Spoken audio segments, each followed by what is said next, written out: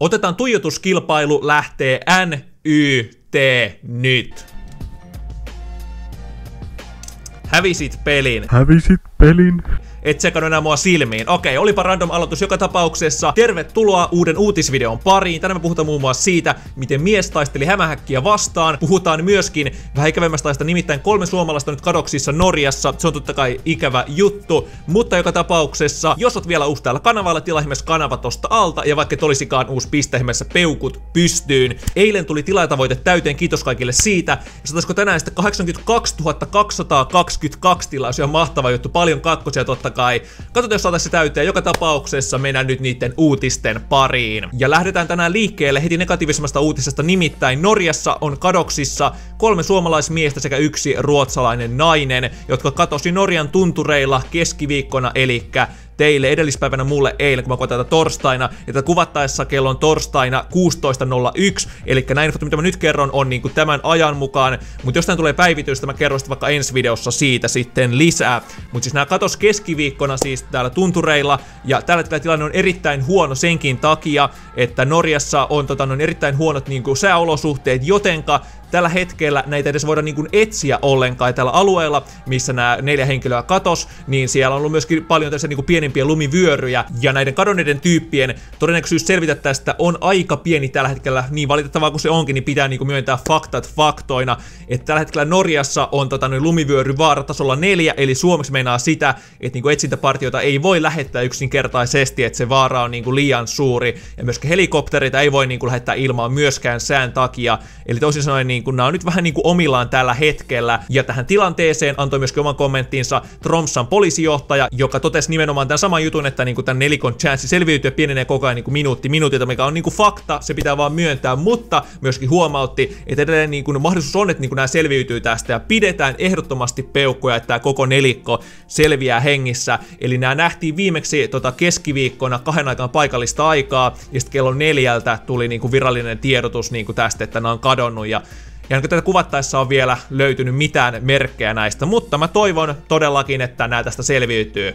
Pidetään peukkoja, ei tässä oikein mikään muukaan auta täältä Suomesta käsin. Joka tapauksessa mennään eteenpäin. Ja seuraavaksi matkataan Kaliforniaan ja puhutaan kirjavarkaasta, kyllä vain. Eli Kaliforniassa yhdessä kirjastossa alkoi nämä kirjastohoitajat huomaamaan hetkonen, täältä häviää kirjoja, tuntuu ainakin siltä, ja katsoo vaan hyllyä, että ei tos kaikki ei oikein täsmää. Ja myöhemmin nämä työntekijät teki havainnon, että nämä kirjat häviää aina lauantaisin jostain syystä. Ja sit heräsi epäilyksiä ja otti poliisiin myöskin yhteyttä ja tsekkasi myöskin kameroista.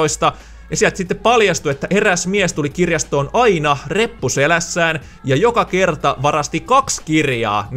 Ei koskaan mitään koko lastia, vaan 2 kirjaa, just sopivan määrä, ettei herätä liikaa epäilyksiä, vaan aina pari kerralla. Ja siitä sitten poliisit sai tän kiinni ja käytiin sen kotona. Ja siellä sitten selvisi, että tämä ei ollut mikään pikkurosvo, ei varastanut vaan muutamaa kirjaa siellä täällä, vaan tämä kyseinen varas oli yhteensä varastanut noin 3000 kirjaa sekä noin 4000 DVDtä.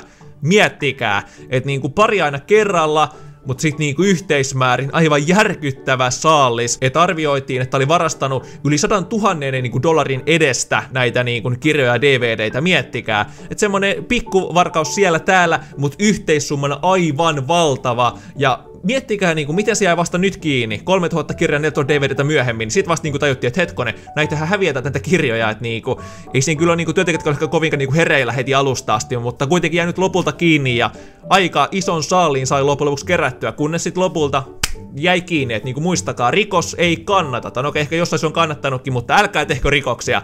Pitäkää se tästä mielessä joka tapauksessa. Ja sitten seuraavaksi me puhutaan miehen ja hämähäkin kamppailusta, kyllä vain. Eli ehkä joillekin on tuttu fiilis, varsinkin kesällä, kun tulee ehkä hyttysiä tai kärpästä tai muita hyönteisiä sisälle, ja niitä koittaa huitoa, että mees nyt pois sieltä, lopeta nyt jo oikeesti. No, tässä sitten kävi vähän extreme esimerkki tästä samasta jutusta, paitsi hämähäkin kanssa, vaan nimittäin Australiassa eräs mies niin hermostui vähän hämähäkeille ja hermostui aika kova äänisesti myöskin, nimittäin se oli niinku huutanut suunnin piirtein näin, että niinku kuole nyt jo, ja hakkasi niinku jotain hämähäkkiä asunnossaan suunnin piirtein, ja siitä sitten niinku naapurit pelästy niinku ilman kontekstia, miettii niinku kuulee huutoja, kuole nyt jo. Se on aika sille ehkä epäilyttävää, ja ne sitten soitti niinku poliisin paikalle, että mitä tuolla oikein tapahtuu tuolla asunnossa, että niinku tuolla joku mies vaan huutaa ja hakkaa, niinku miettikää sitä niinku tilannetta sen niinku ulkopuolisen silmin.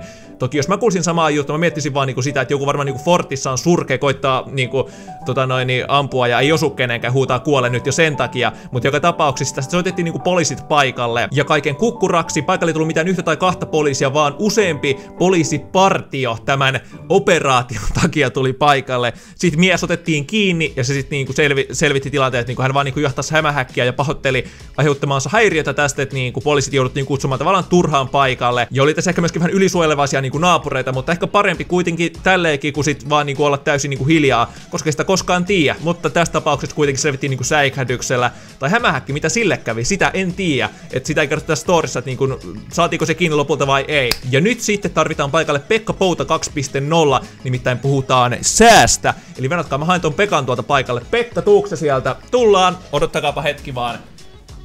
Ja tervetuloa Pekka Pouta showhun, kyllä vain, elikkä puhutaan hetki säästä, nimittäin koillisesta puhaltaa melkoisen kova tuuli, mutta muuten koko maassa on varsin lauhkea sää, hieman tulee pohjoisesta kohti etelää myöskin lunta, saattaa tulla mahdollisesti, stop tähän paikkaan.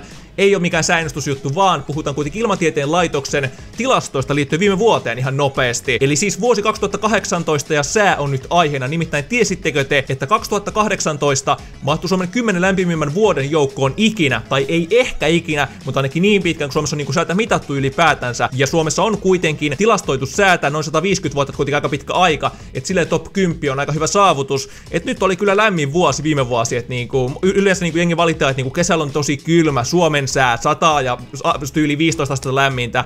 No nyt sitten oli oikeesti niinku, varsinkin siinä heinä-elokuussa, koska se oli se niinku suurin helleaalto, siis niinku oikeesti jengi valitti Suomessa, että on liian kuuma, osti tuulettimia. Muistan, kun niinku tuulettimia tuli loppu monista kaupoista, että niinku jengi haippasi tuulettimia koko ajan tälleen, niinku miettikää sitä. Suomessa oikeesti lämmin. Vuosi 2018 oli todella kuiva ja myöskin joulukuu, johon vuosi päättyy. Se on viimeinen kuukausi. Opitte uutta ehkä kenties, no ei kai sentään, mutta siis kuitenkin, niin myöskin joulukuu oli lämpimämpi kuin yleensä, että niinku noin 1-4 astetta lämpimämpi, että pohjoisessa varsinkin oli niinku lämpimämpi kuin mitä yleensä joulukuussa on, ja etelässä aika normilämpötila, ja myöskin lunta tuli vähemmän joulukuussa kuin mitä yleensä tähän aikaan on. Elikkä ylipäätänsäkin niinku Suomessa oli niinku lämmin vuosi. Oli lämmin ja kuiva vuosi. Nyt vähän tiedätte sen ainakin, jos te niinku ennen tiennyt, että vähän tilasto viime vuodesta. Ja tähän lopettaakin Pekka Pouta 2.0, joka jakso ei tule mitään sääjuttua. Älkää pelätkö sitä, että se ei tule olemaan mikään vakio. Tässä oli kuitenkin uutiset tällä kertaa. Puhuttiin vähän säästä, puhuttiin hämähäkeistä, lumimyrskyistä ja mistä kaikesta, varkaista. Mutta ei vielä mennä minnekään, ei todellakaan, vaan totta kai loppuu tietovuudessa kysymys. Elikkä tää liittyy myöskin hämähäkkeihin, nimittäin mikä näistä lajeista ei ole oikea hämähäkkilaji. Nämä 3 muuta on oikeita lajeja, mutta 1 mä keksein täysin päästä. Elikkä vaihtoehdot on seuraavat, nimittäin A. Valkohelmikki, B. Tuplatäplähämähäkki, C.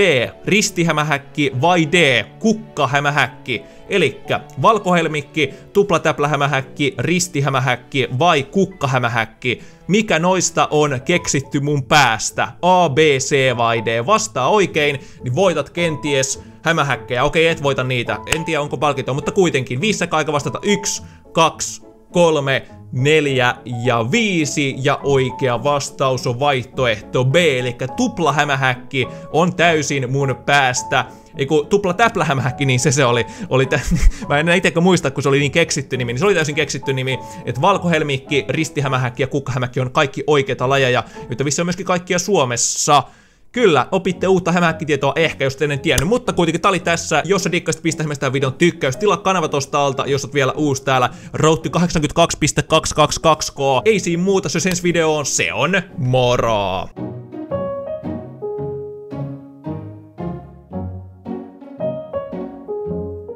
Pekka, tuuksää sieltä? Juu, tullaan. Noniin, tervetuloa Pekka Pouta showhun, elikkä tällä hetkellä koillisesta puhaltaa vähän tuulta. Onks toi edes koillinen? Koillinen, kaakko, lounas, miten ne menee kuitenkin. Mutta muuten koko maassa on varsin mieto Mutta muuten koko maassa on varsin lauhkea sää, hieman tulee lunta pohjoisesta kohti etelää, ei puhuta tälleen säästä, sitä ei mikä ennustusjuttu vaan, mutta muuten koko maassa on varsin lauhkea sää, hieman, nimittäin puhutaan säästä. Yeah, I guess it's true that when they say the few will make it, and best believe in that category, I found a placement. This was never for the money or the payment, this was simply for respect, and a fuck you to those who hate it. I've seen people come and go, that's the crazy part, and even my closest